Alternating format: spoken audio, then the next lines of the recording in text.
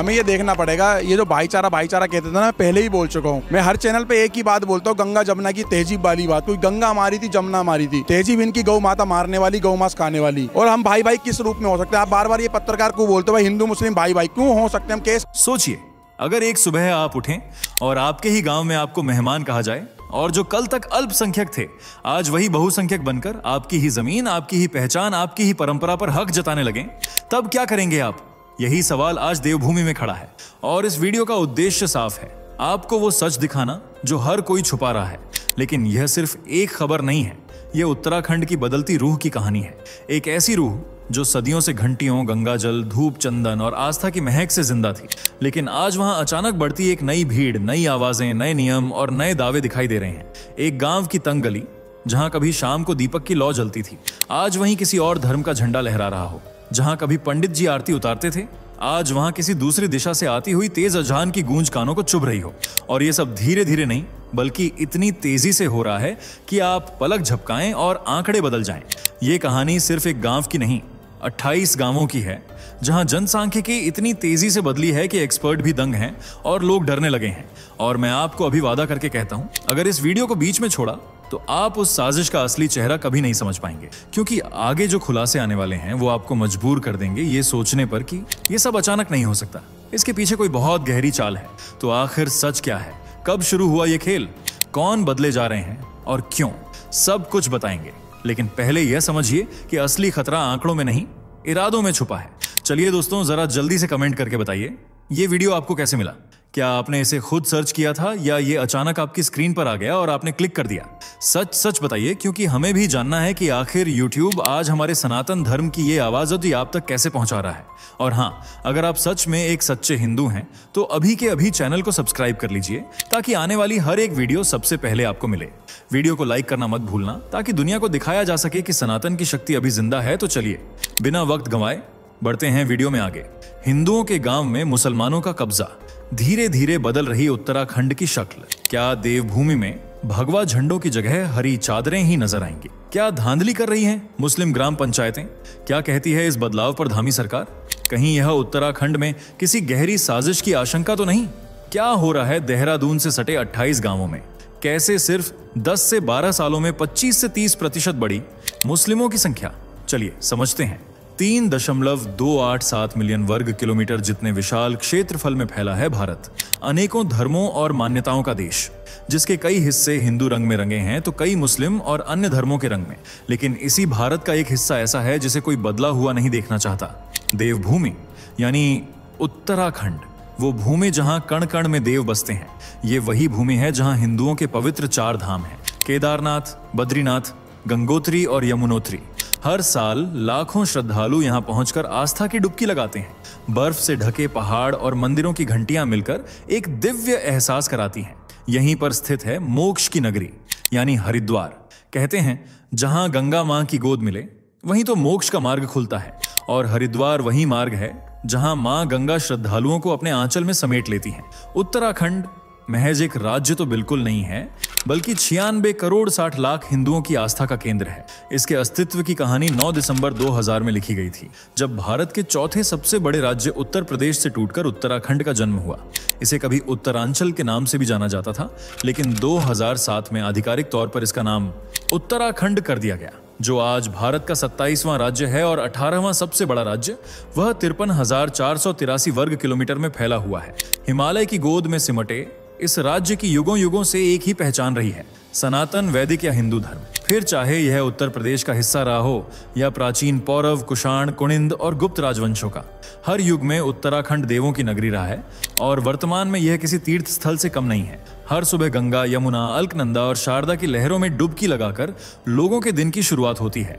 राज्य में 5000 से भी ज्यादा मंदिर स्थित हैं, जिनसे अगरबत्ती की महक, घंटियों की आवाज और ताजे फूलों की खुशबू 24 घंटे उठती रहती है।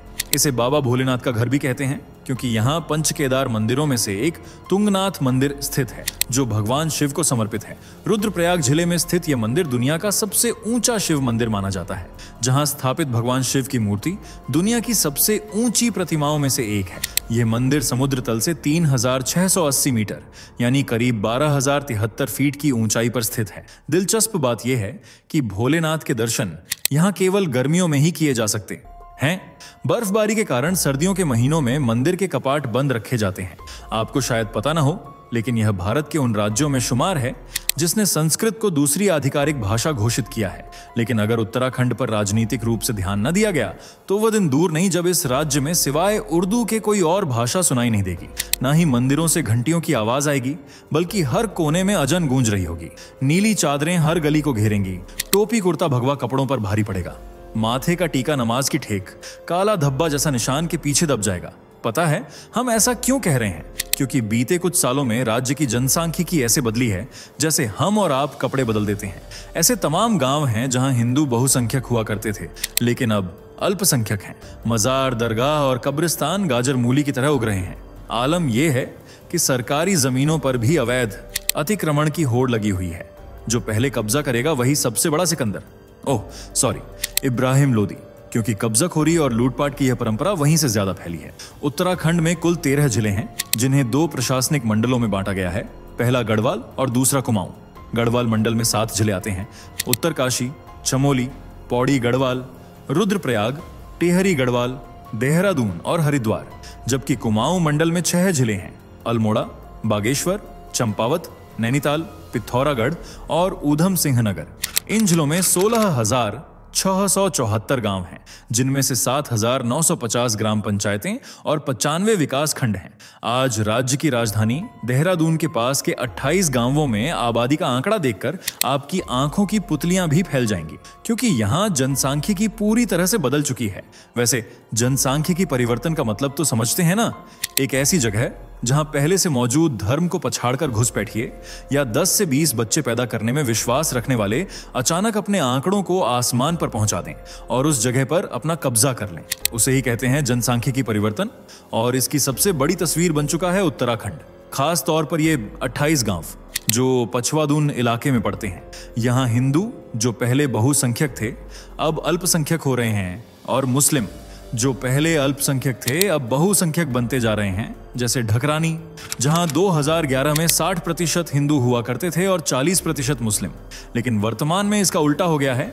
हिंदुओं की आबादी सिर्फ 40% रह गई है और मुस्लिमों की 60%। अगला गांव है ढलीपुर। यहाँ के आंकड़े तो और भी ज्यादा चौंकाने वाले हैं। 2011 में इस गांव में 75% हिंदू थे और 25% मुस्लिम, लेकिन अब दोनों ने 50-50% की बराबरी कर ली है। मतलब हिंदू और मुस्लिम दोनों बराबर हो गए, वो भी सिर्फ 12-13 सालों में। चलिए अब अगले गांव कुंजा की तरफ चलते हैं। 2011 की रिपोर्ट बताती है कि यहाँ 65% हिंदू थे और 35% मुस्लिम। वर्तमान में देखें तो यहां भी दोनों बराबरी पर हैं, मतलब 50-50% पर बात पहुंच गई है।